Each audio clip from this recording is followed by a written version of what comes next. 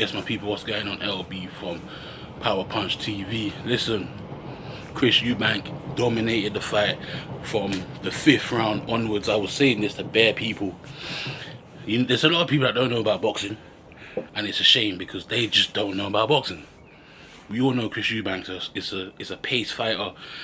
He wants to see what you can bring from the minute he's in the round to the end of the round. What we saw there was parliamentary procedures being executed the right way. Yeah? Listen, it is what it is.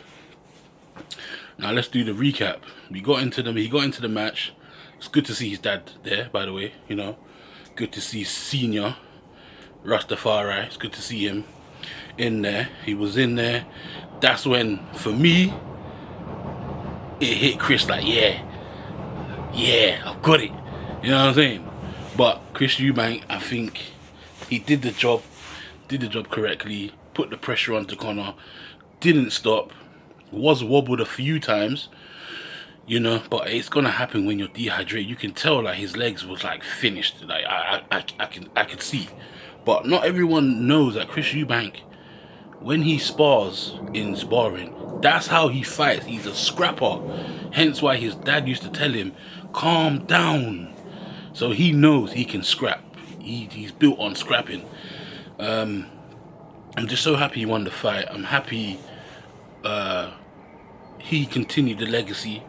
You know, he's had a few ups and downs. His brother passed away. His dad's not talking to him. You know what I mean? A lot of problems in his life, and everyone went against him at one stage until Conor got popped for the drugs. If Conor never got popped for the drugs, everyone would have been against Chris EUBANK till today. So it was a good thing that he won. I personally think Chris EUBANK has skill, boxing IQ, and the ability to push on. Against Canelo, yeah, I don't know, man. I don't know. Canelo is a power puncher. I think Chris EUBANK's chin has been tested. And I feel like his chin is not as strong as it was when he was younger.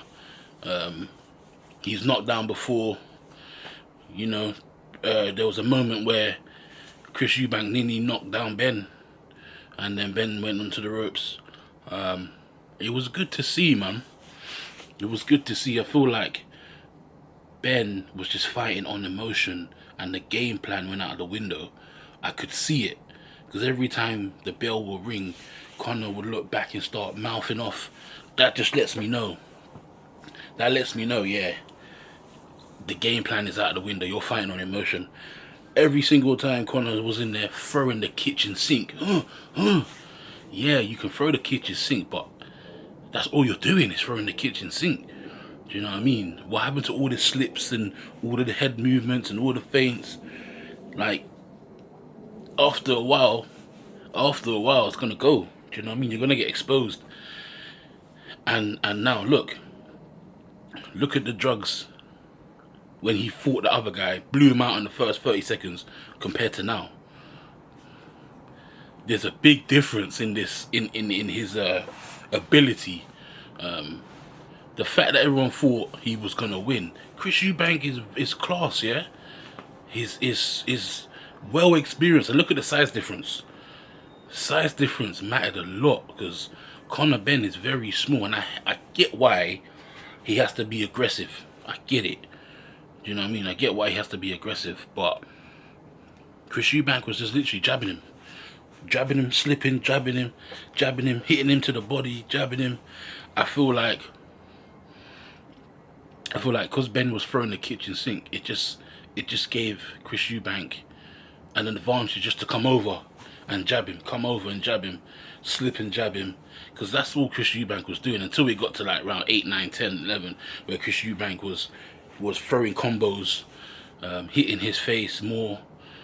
We saw in the 11th round where Chris EUBANK had him on the ropes and was just throwing the kitchen at him.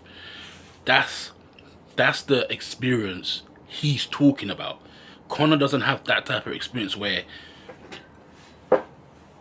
like, the gears, he doesn't understand, like, all right, round one, feel him out, round two, feel him out, jab. Round 3, feel him out, jab, combo. Round 4, feel him out, jab, aggression.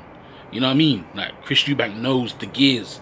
And I feel like, as I was saying, from round 5, you're going to see levels, because Chris Eubank is a pace fighter, and he paces himself from rounds to rounds. And you can see when he picked up the pace, and that was after round 5. Conor Benn came out just swinging the kitchen sink, and the game plan went out the window from round 5. It went out the window because he was so frustrated, thinking, I'm trying to smash him up, but he's not going down. In Conor's head, it was, I need to knock him out. And rightly so, he needs to knock him out. He needed to knock him out, which it didn't go to plan.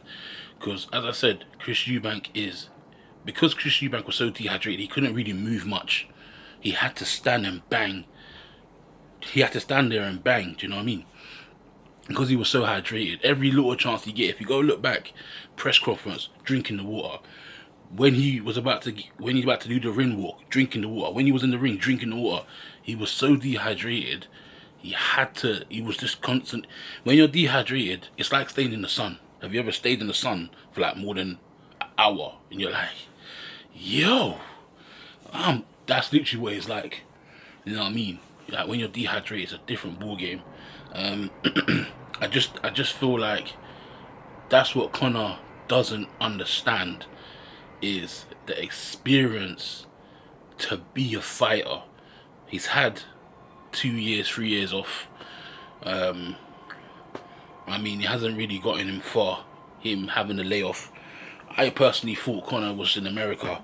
He should have just picked up a couple of more fights just to keep him busy. Sparring and actual fighting is 2 different things. It might feel the same, but it definitely ain't the same.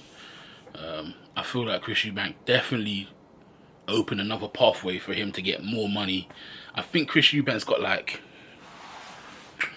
2 fights in him. The rematch and Canelo, if that comes.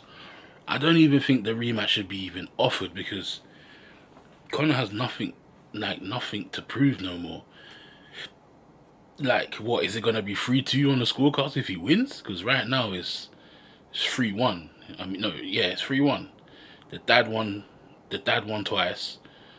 Conor's dad won once. Or is it, yeah, one of the scores, bro. So yeah, the legacy of the Eubanks lives on. I just thought it was a brilliant fight from start to finish. I just feel like Chris Eubank is well experienced, and they shouldn't have given BENN the fight due to the drug scandal. But hey, I'm glad that the fight never went on back then, because Chris Eubank would have got blown the fuck out, bro. For real. I think, yeah, he definitely would have got blown out with all that drugs in his system. Probably would have even been a different situation today. But the Eubank name lives on. I'm a team Eubank. Yeah, I'm team Eubank. I don't really support BENN like that, but if he fights on another card, he fights on another card. But I personally think BENN needs to rebuild. He should have rebuilt before Chris Eubank, just to get at least 3 more fights in him to get activated. You know what I mean? Get activated, get 3 more fights, then come back and hit Chris Eubank, then go off. But he literally had 2 years off, then straight to Eubank. Make it make sense, bro. I know, like, you lost mad money from the drug scandalation. I know all of that, but bro, like, make it make sense, bro. You know, you just, yeah. And after that, he was hugging his dad. You know what I mean? Hugging his dad, bro. If it was Chris Eubank, everyone would have laughed. And the reason why this makes it bittersweet is because you took drugs, bro. You get it? You took drugs, so that's what makes it even bittersweet. So, guys, Eubank done the job. And yeah, Anthony Yard, we saw him have a fight as well. We're not even going to talk about that. That was awful. This was a great fight. I did buy it on the Zone. Make sure you guys buy these fights, man, and stop streaming. stop stealing these streamers' views and that. You know what I mean? It's your boy LB from Punch Power TV, and I'm out. Peace.